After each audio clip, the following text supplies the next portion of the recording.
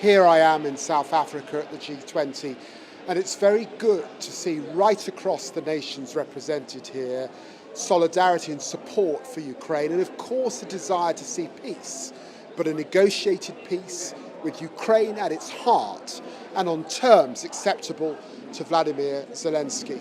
I look forward to the meeting that my Prime Minister will have with President Trump later on next week. And of course it was important for the UK to reach out to President Zelenskiy, to be absolutely clear that we remain Ukraine's ironclad partner. We committed to giving Ukraine $3 billion a year for as long as it lasts. This is a war that's going on. It's claiming many, many lives. There's a brutality and a war of attrition that's being waged against Ukraine by Russia, and it must be resisted and must continue to be resisted by all allies and right-thinking countries.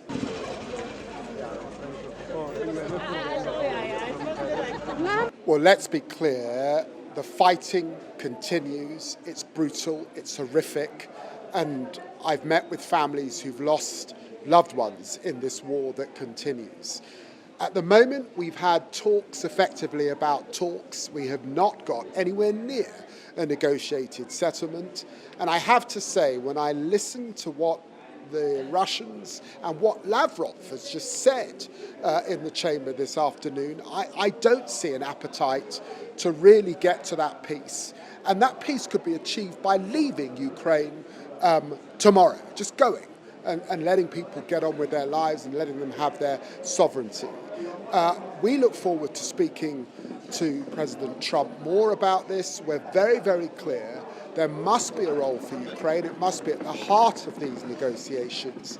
Of course they want peace, but they will need security guarantees. The United Kingdom will continue to play that essential role that we've always played as the bridge between Europe and the United States.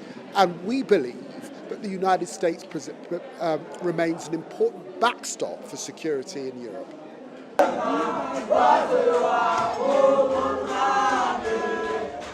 Well, look, let's be clear. President Trump is right. Successive US presidents have now been saying for generations that Europeans have to do more on their own defense. That began with Roosevelt. It was repeated by Obama and others. And we do have to do more. And this is a critical moment. It's existential for Europe to increase, of course, defence spending, to step up our commitment to our own defences across Europe.